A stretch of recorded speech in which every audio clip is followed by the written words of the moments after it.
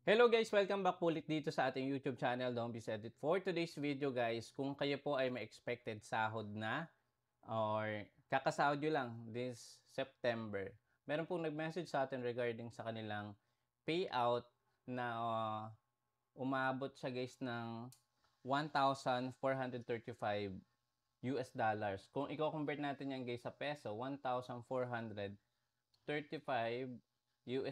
USD times natin sa 55 pesos, almost 80,000 din yan guys. 'Di ba? Ang laking pera nito. Unfortunately, restricted. So pag-uusapan natin bakit ba naging restricted or ano yung mangyayari kapag naging restricted yung payout at ano yung mga dapat natin gawin para maiwasan itong restricted payout, lalong-lalo na sa mga newbie or aspiring content creator na magsisimula pa lang dito kay Facebook. So, imagine meron kang 80,000 na pinagtrabahuan ng ilang buwan, creating content, posting content, 'di ba? Consistent. And unfortunately, ito yung mangyayari. Your payout account is restricted. Ayan, your payout account was disabled due to unusual activity. Pag-usapan natin ano yung mga unusual activity. At paano nga ba tayo makakapag-submit, 'di ba? O ano yung mga dapat nating gawin para po mabalik sa atin yung payout? May pag-asa pa ba ito? Well, tara pag-usapan natin. So gumawa nga po ako guys ng topic regarding dito, Facebook payout restriction issue. Issue po ito, no? Hindi lang po sa nag-message sa atin na isang creator at nagpapatulong paano ma-recover or makukuha yung kanyang payout na umabot ng 80,000 pesos. So ang laki po niyan. Why your earnings are blocked and how to prevent it. So what's going on? Ang daming nagme-message nito sa ating Messenger, pati na rin po sa Gmail. Yung screenshot na yan guys is warning na galing kay Facebook or payout team. Your payout account is restricted, disabled due to unusual activity. This means Facebook has blocked or restricted your ability to receive your earnings. Okay? So, restricted, hindi makakakuha ng sahod, may pag-asa pa ba? Yan ang palaging tanong sa atin dito sa Facebook community natin. This is one serious issue because even if you already earn money or revenue sa ads, you may not be able to withdraw it until the restriction is solved. Okay? So, ito yung 5 possible reason why Facebook restrict your payout account. So, number 1, makita nga natin, unusual activity or suspicious transaction. Facebook system flag abnormal behavior such as sudden income spike or irregular payout patterns or lagging from multiple countries. So, ito po yung isa sa dahilan kung bakit nagkaroon ng unusual activity. Example, meron kayong earnings last week na 50 USD per week. Tapos naging 2,000 US dollars overnight. So, posibleng mag-mark yan or ma-flag as unusual activities. Base po ito sa Facebook na ginather natin yung mga details. Okay?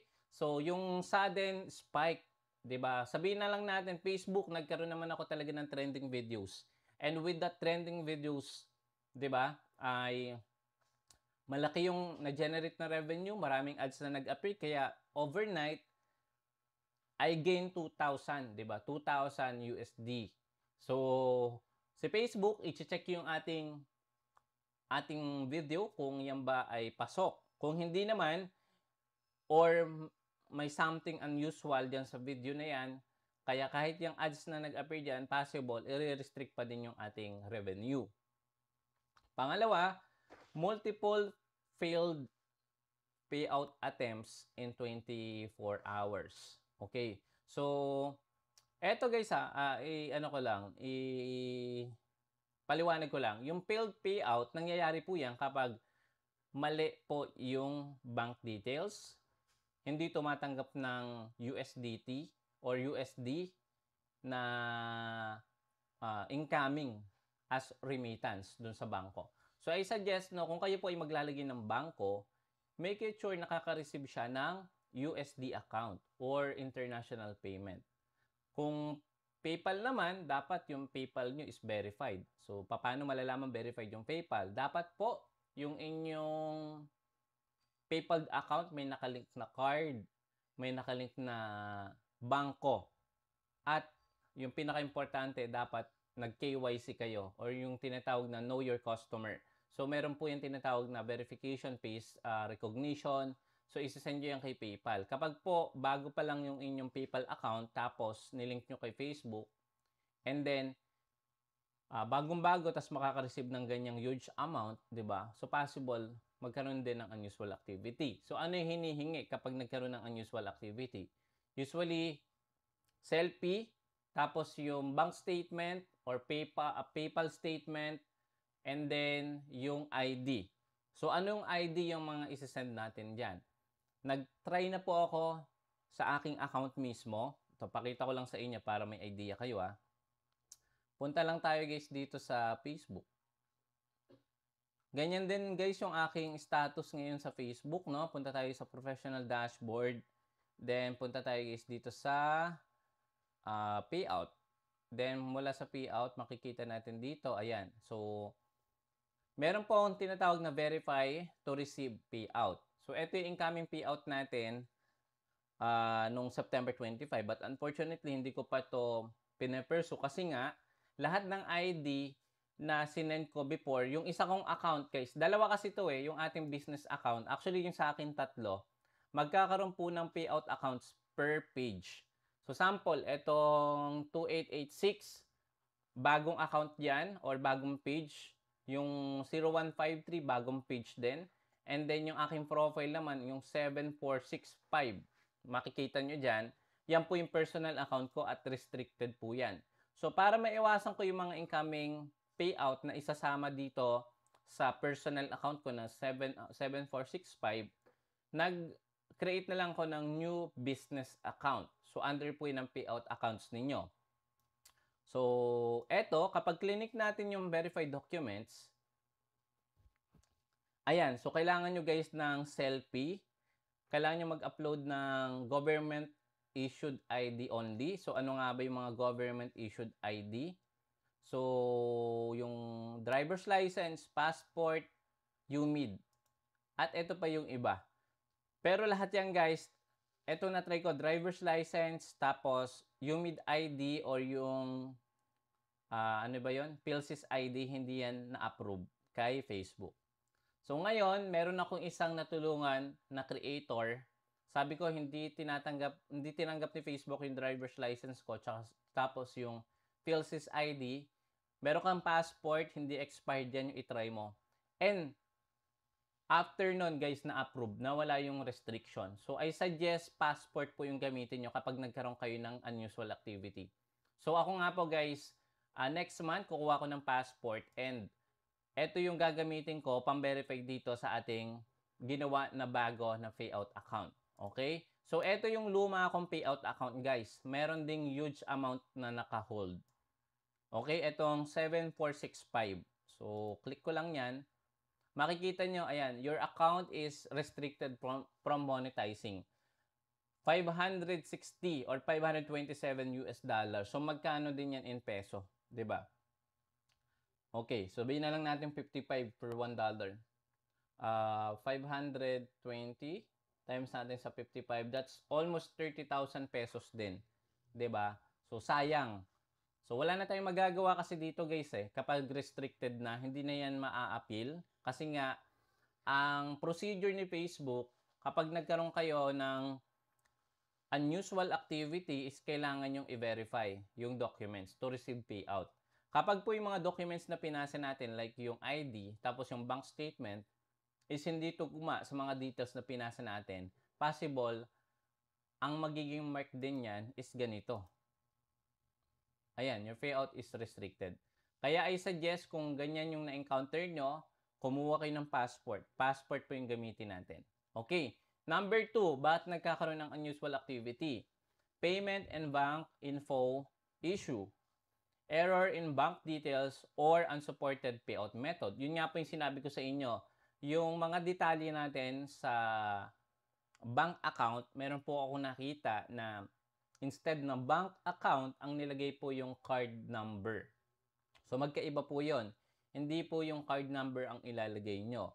Bank account. Kung hindi nyo malaman or makuha yung inyong bank account, punta po kayo sa mismong respective bangko nyo para po itanong nyo detail by detail and especially kung ano yung bank account ninyo. So yung bank account usually 10 or 12 digit, yung card number naman nasa 24 yan. So wag po yung card number ang ilalagay nyo, bank account dapat. Meron din po ako na-encounter, ang nilagay is yung ginagamit sa mga local bank, yung nakaka-receive ng pension, ng 4-piece, yan. Hindi po yan a-accept ni Facebook. Okay? I suggest savings account.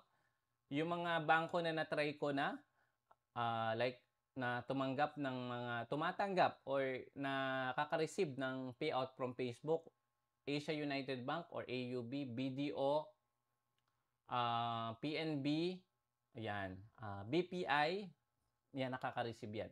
Make it sure lang guys, kung kukuha kayo ng bangko or bago pa lang kayo mag-a-apply, i-open nyo po sa bangko na itong bangko na to or i-link ko po yung bangko na to sa Facebook kasi po content creator po ako, meron po akong sasahurin doon.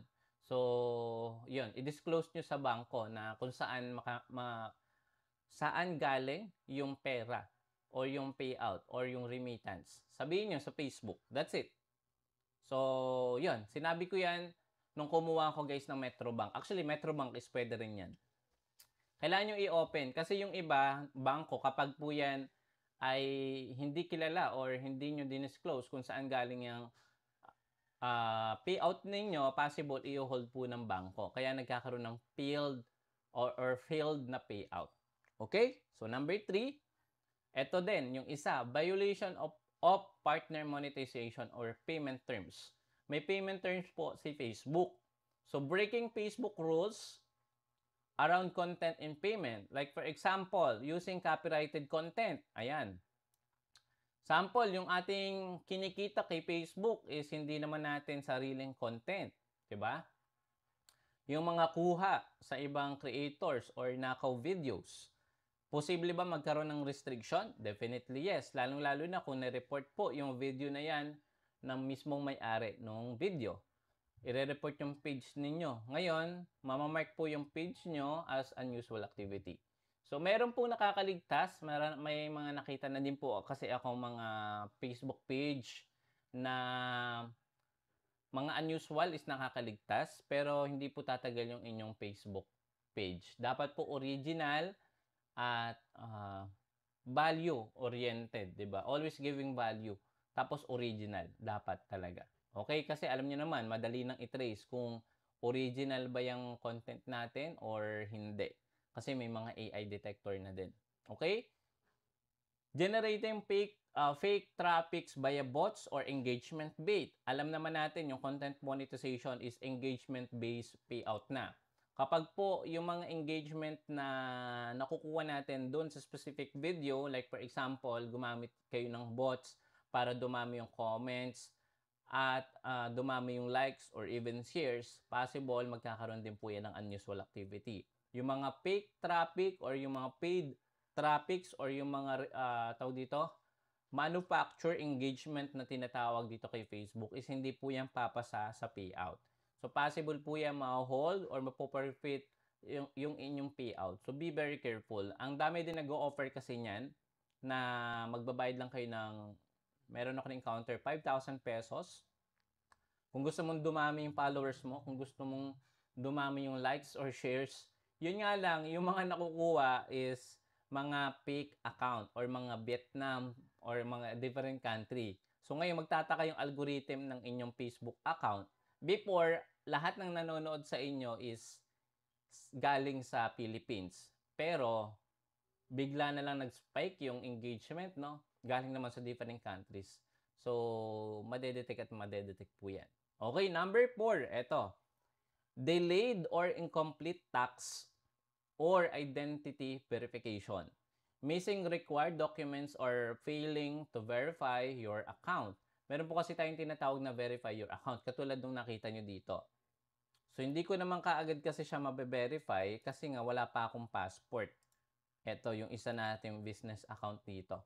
So, verify documents to receive payout. Huwag po kayong magmamadali na i-verify kung wala pa kayong passport. I suggest passport po yung ilagay nyo. Ilang creators na din yung nakita ko dito na ganito yung issue. Tapos nag-send sila ng ID, nag-send sila ng bank account, nag-selfie sila. After po nung review, wala. Ano pa rin? Unusual activity pa din. At hindi mo na yung mabe-verify ulit. Kasi 2 beses lang ata yan. Kapag nag-failed ng isang beses, bibigyan ka pang chance. Pero kapag nag-failed ulit sa second time, unusual activity na. Ganito na yung magiging mark. So wala na tayong magagawa guys kapag ganito na yung status. Wala na kasi itong way to appeal eh. Kahit i-appeal nyo yan, kahit kayo po ay naka-meta verified, ang sasabihin po ng support, unfortunately, ginawa na po namin lahat regarding dito at wala na po kaming magagawa. So, yun. So, kahit itanong niyan sa mga may meta verified, kahit mag-direct kayo, i-concern nyo to sa agent, ganun pa rin yung isasagot. Wala na po kaming magagawa. Yan. Your payout account is restricted from monetizing.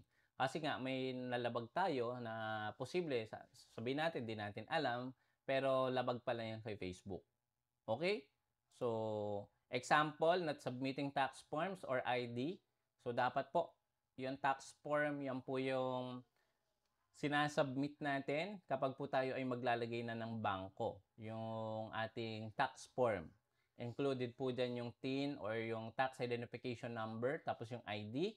Yung tax country doesn't match your payout country. So, dapat TIN na galing po sa BIR yung gagamitin ninyo. Okay? Number 5, account history or policy violation. Ayan. So, chine-check din po ni Facebook kung nakailang na ba tayo dito, violation na nagawa. Your past behavior affects monetization eligibility, like for example, copyright strike, misinformation flag, or repeated violation. So, make it sure dapat i-lessen po natin ito. Sumunod tayo sa community guidelines, partner, and content monetization policy para po hindi din tayo ma-mark as unusual. Di ba? So, dahil umabot kayo dito guys, thank you for watching. Kung bago lang po kayo sa ating YouTube channel, don't forget to subscribe and i-click nyo yung bell notification para sa mga susunod na ganitong content notify kayo. So, proceed tayo dito sa 5 tips to prevent payout restriction or forfeited. Okay? Keep payment info accurate and verified. So, number 1, use the exact name. Dapat po yung name ninyo sa inyong ID kung yung suffix ay nasa unahan ng pangalan or nasa huli.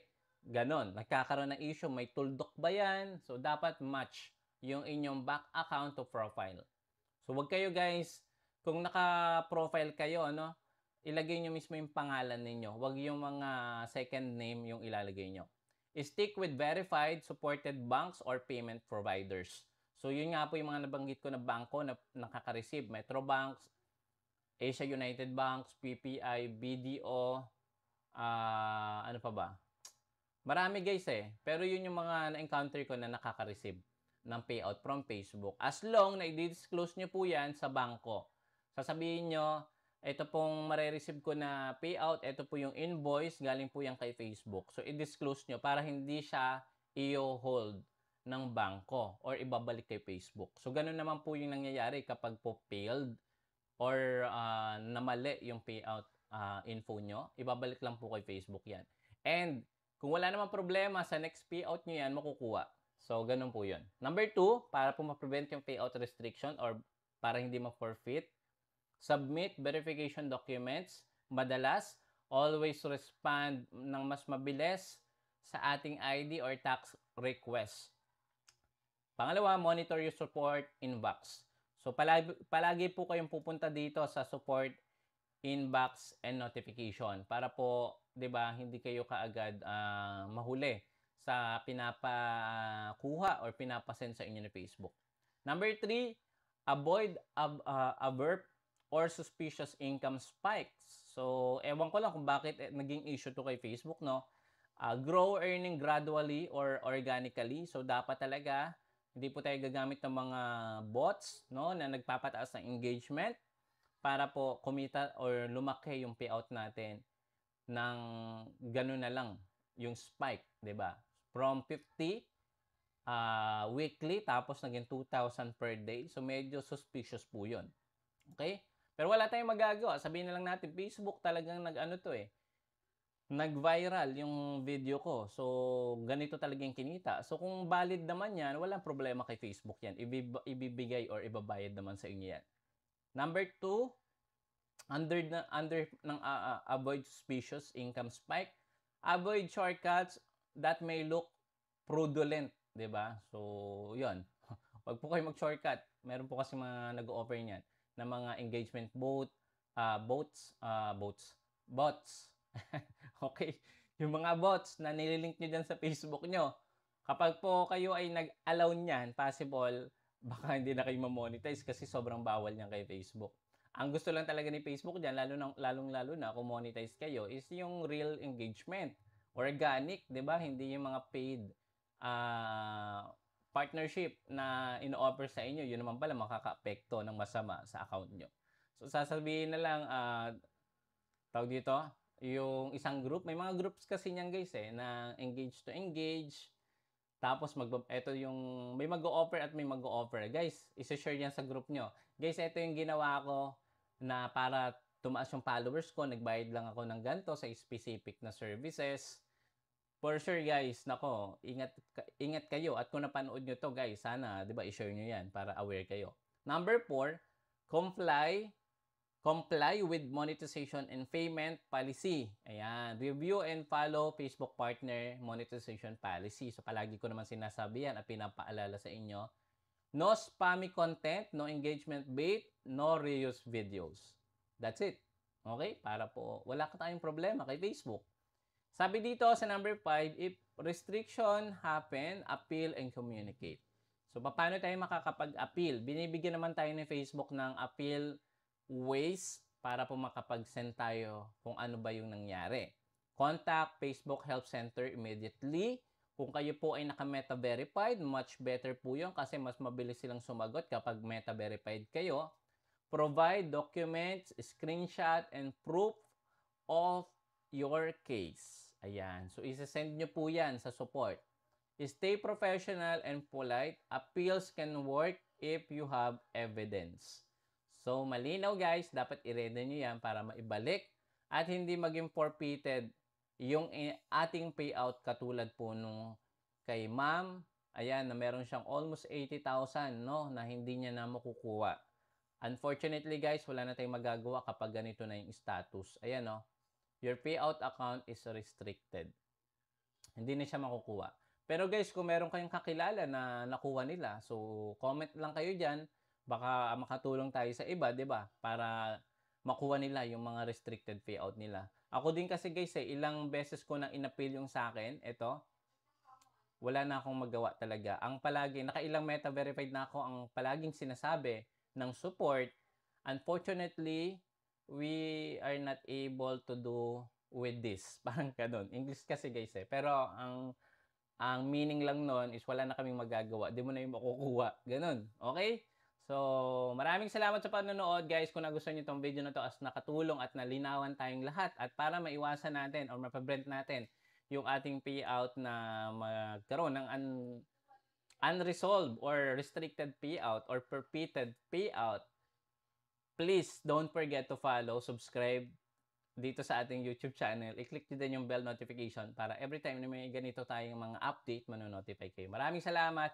Please pa-share po ito sa inyong mga groups about sa mga problem na similar sa ganitong situation katulad ng sa atin at katulad ng kay ma'am na nag-email dito sa ating account. Maraming salamat. See you again sa next video. Bye-bye.